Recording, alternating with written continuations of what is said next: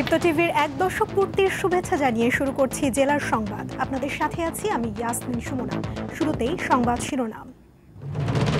নামমাত্র রপ্তানিতে টিকে আছে ফেনীর বিলোনিয়া স্থলবন্দর, বেকার হয়ে পড়ছেন শ্রমিকরা।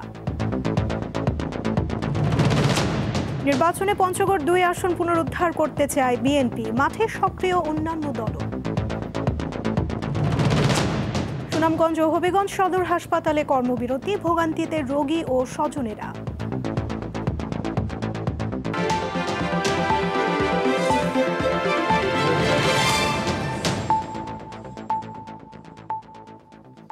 শুরুতেই কেওয়াই স্টিল চট্টগ্রাম সংবাদ।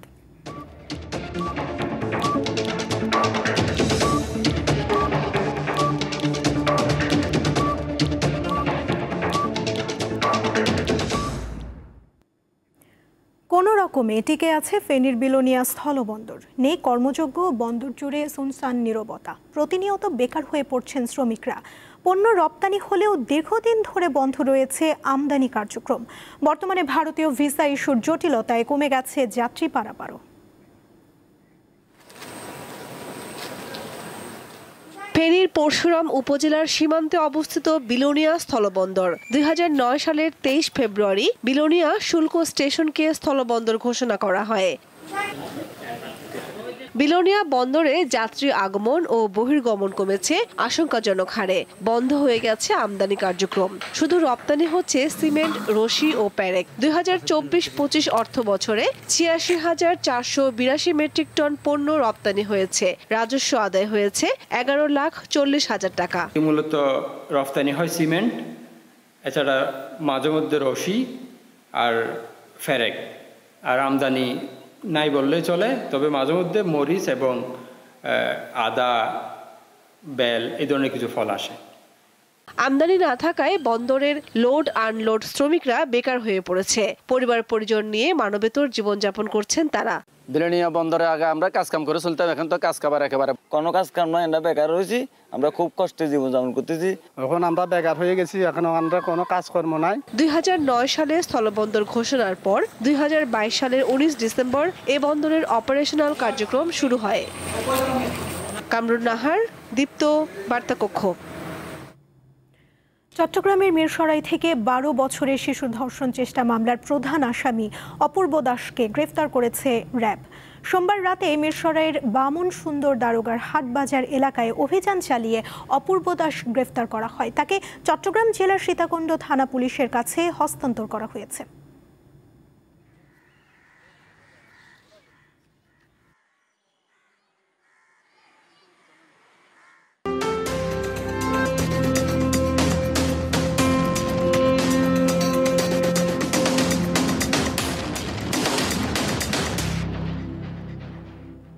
ত্রয়োদশ সংসদ নির্বাচনে পঞ্চগড় ২ আসনটি পুনরুদ্ধার করতে চায় বিএনপি। পরিবর্তিত পরিস্থিতিতে নির্বাচনী লক্ষ্য পূরণ করতে চায় জামায়াতে ইসলামী। পাশাপাশি মাঠ চষে বেড়াচ্ছে এনসিপি, বাংলাদেশ জাসদ ও জাগপা সহ অন্যান্য দলগুলো। বোদা ও দেবীগঞ্জ নিয়ে গঠিত পঞ্চগড় ২ আসন একসময় বিএনপির দুর্গ হিসেবে পরিচিত আসনটি ২০০৮ সালে নবম জাতীয় সংসদ নির্বাচনে আওয়ামী লীগের দখলে চলে যায়। জেলা বিএনপির প্রয়াত সভাপতি মোজাহার হোসেনকে পরাজিত করে নির্বাচিত হন জেলা আওয়ামী লীগের সভাপতি ও সাবেক রেল মন্ত্রী অ্যাডভোকেট নুরুল ইসলাম সুজন। তবে পট পরিবর্তনের পর পাল্টে যায় রাজনীতির দৃশ্যপট। আসন্ন নির্বাচনে বিএনপির পাশাপাশি ভোটের মাঠে ভাগ বসাতে চায় জামায়াত সহ ৮ দলীয় জোট আছে এনসিপি, বাংলাদেশ জাসদ, জাগপা সহ অন্যান্য রাজনৈতিক দলের প্রার্থীরাও। ভোটাররা বলছেন প্রচার প্রচারণা যতই হোক ক্লিন ইমেজের প্রার্থীকেই বেছে নিতে চান তারা। দেশ চালাইতে পারবে তাকে ভোট দিব, কোনো চাঁদাবাজিকে না, কোনো দুর্নীতিকে না। যেহেতু আমি ফার্স্ট ভোটার, ওই জন্য আমি অবশ্যই যোগ্য ব্যক্তিকেই ভোটটা দিব। তাকে কখনো ভোট দিয়ে নেই, আর এমন প্রার্থীকে ভোট দিব আমি যে দেশের উন্নয়ন করতে পারে। ভোট সেন্টারে যেও আমরা ভোট দিতে পারিনি। দুর্নীতি, সন্ত্রাস এগুলো আমরা মুক্ত চাই। সুখ সুবিধা দিবে তাদেরকে আমরা ভোট দেব। বুঝি না দল আর বুঝি না বেদল। ভালোভাবে এবং মানুষের সুখে দুঃখে কাছে থাকে এইরকম মানুষকে আমরা ভোট দেব। গণসংযোগ ইউনিয়ন পর্যায়ে কর্মী সভা, উঠান বৈঠক, ঘরোয়া বৈঠক সহ বিভিন্ন কর্মসূচি নিয়ে মাঠে ব্যস্ত বিএনপির প্রার্থী ফরহাদ হোসেন আজাদ। পর্যটন সহ আরও অনেক আধুনিকরণ চিন্তা আছে, মিল ফ্যাক্টরি করার চিন্তা আছে, যার মধ্য দিয়ে এই এলাকার মানুষ যেন আগামী দিনে মাথা উঁচু করে দাঁড়াতে পারে। অপরদিকে পরিবর্তিত পরিস্থিতি কাজে লাগিয়ে আসনটি নিজেদের দখলে নিতে পাড়া মহল্লা ভিত্তিক উঠান বৈঠক, গণসংযোগ সহ সভা সমাবেশ করছে জামায়াত। তারা বলছেন মানুষ এবার পরিবর্তন চায়। যদি আমি নির্বাচিত হই, বিশেষ করে রাস্তাঘাটের অনেক বেহাল দশা রয়েছে, যেগুলো হকদার সেগুলো আগে কাজ করব। এদিকে পুরনো ভোটারদের পাশাপাশি তরুণ ভোটারদের টানতে মাঠ পর্যায়ে কাজ করছেন এনসিপি, বাংলাদেশ জাসদ, জাকপা সহ অন্যান্য দলের নেতাকর্মীরা। রাষ্ট্রীয় শক্তিকে ফ্যাসিবাদ হিসেবে প্রতিষ্ঠিত করেছিল এই সংবিধানের বিরুদ্ধেই আমাদের লড়াইটা, যে নতুন করে যেন বাংলাদেশের কেউ ফ্যাসিবাদ হয়ে না দাঁড়াইতে পারে, জনগণের উপরে যেন নিষ্ঠুর যে নিপীড়ন, এই নিপীড়নটা যেন কখনো না হয়। এর পাশাপাশি আমাদের আরও দুইটি দাবি আছে, বিচার এবং সংস্কার লাগবে। এই যে আওয়ামী স্বৈরাচার যারা ছিল তারা কিন্তু এটা গণহত্যা চালিয়েছে, এই গণহত্যার অবশ্যই বিচার হওয়া দরকার। মানুষের মধ্যে নানা ধরনের সংশয় আছে, মানুষ যদিও ভোটটি চায়, মানুষের মধ্যে সংশয় আছে ভোট হবে কিনা, ভোট হইলেও কীভাবে হবে, কারা ভোটে পার্টিসিপেট করবে, এই ধরনের নানা ধরনের সংশয় মানুষের মধ্যে রয়েছে। আমরা চাই সরকারের কাছে আমাদের উদ্যত আহ্বান, অনতিবিলম্বে তারা আইন শৃঙ্খলার উন্নতি করে একটা অর্থবহ, সকলের কাছে গ্রহণযোগ্য একটা নির্বাচনের দিকে যাবে। কামরুন নাহার, দীপ্ত, বার্তাকক্ষ। কর্মচারীকে মারধরের ঘটনাকে কেন্দ্র করে সুনামগঞ্জ সদর হাসপাতালে কর্মবিরতি পালন করছে হাসপাতালের কর্মচারীরা। সিরিয়াল ভেঙে আগে এক্সরে করতে না দেয়ায় হাসপাতালের এক কর্মীকে মারধরের ঘটনায় মানববন্ধন করেছে হাসপাতালের কর্মকর্তা কর্মচারীরা। ঘটনার 24 ঘন্টা পার হলেও এখনও অভিযুক্তদের গ্রেফতার না করায় কাল সকাল 10টা থেকে দুপুর 12টা পর্যন্ত কর্মবিরতির ডাক দিয়েছেন তারা। এদিকে হবিগঞ্জ জেলা সদর হাসপাতালে রোগীর মৃত্যুকে কেন্দ্র করে নার্সকে মারধরের ঘটনায় কর্মবিরতি ও মানববন্ধন পালন করছেন নার্সরা। সকালে মানববন্ধন শেষে দুপুর 1টা পর্যন্ত কর্মবিরতি পালন করা হয়।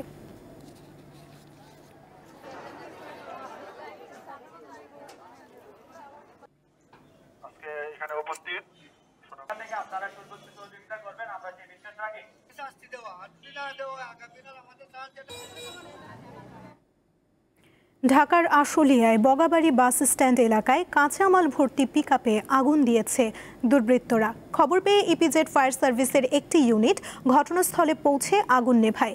এ সময় মালামাল সহ গাড়ির ক্যাবিনের ভেতরের অংশ পুড়ে গেছে।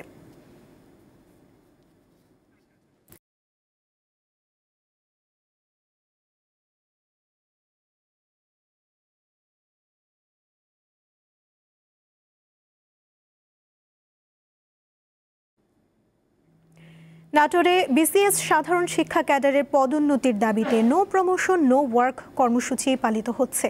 সকাল থেকে নাটোর নবাব সিরাজউদ্দৌলা সরকারি কলেজের সামনে এই কর্মসূচি পালন করছেন পদোন্নতি বঞ্চিত বিসিএস শিক্ষা ক্যাডারের শিক্ষকরা।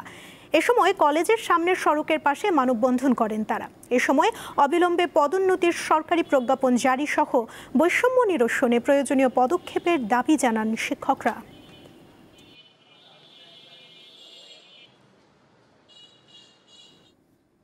নীলফামারীর উত্তরা ইপিজেডের সনিক কোম্পানির শ্রমিক ছাঁটাই, বিভিন্ন অনিয়ম ও দুর্নীতির অভিযোগ তুলে 11 দফা দাবিতে মানববন্ধন ও বিক্ষোভ কর্মসূচি পালন করেছেন প্রতিষ্ঠানের শ্রমিকরা। দুপুরে নীলফামারী জেলা প্রশাসকের কার্যালয়ের সামনে বিক্ষোভ শেষে এই মানববন্ধন হয়। এ সময় বক্তারা জানান, বিনা কারণে শ্রমিক ছাঁটাই সহ বিভিন্ন অপরাধমূলক কর্মকাণ্ড দীর্ঘদিন ধরেই চলে আসছে। এ বিষয়ে বারবার অভিযোগ করা হলেও কর্তৃপক্ষ কোনো ব্যবস্থা নিচ্ছে না। তাই শ্রমিকদের ন্যায্য দাবি মেনে নেয়ার দাবি জানান তারা।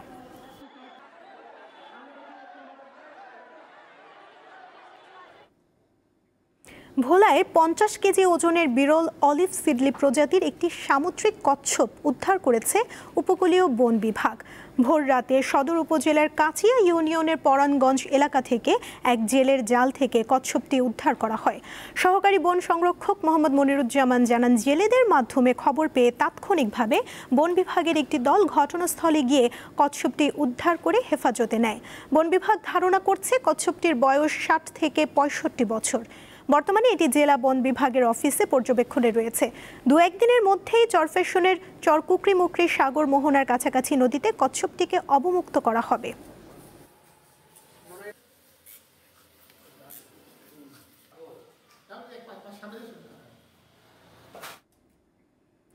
দেশের বিভিন্ন জেলায় পালিত হচ্ছে দীপ্ত টিভির 10ম প্রতিষ্ঠা বার্ষিকী।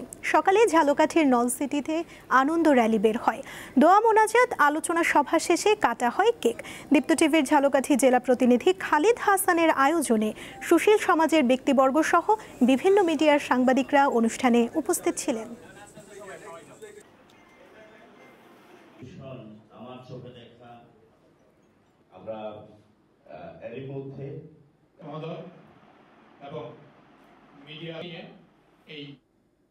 জেলার সংবাদ শেষ করার আগে শিরোনামগুলো জানিয়ে দিচ্ছি আরও একবার।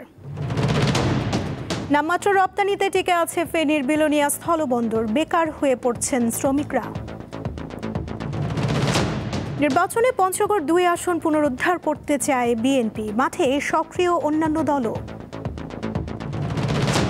সুনামগঞ্জ ও হবিগঞ্জ সদর হাসপাতালে কর্মবিরতি, ভোগান্তিতে রোগী ও স্বজনেরা।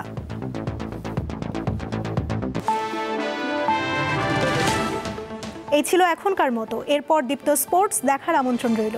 এছাড়া আরও তথ্য পেতে যুক্ত থাকুন দীপ্ত ডিজিটাল প্ল্যাটফর্মের সাথে। ধন্যবাদ সবাইকে।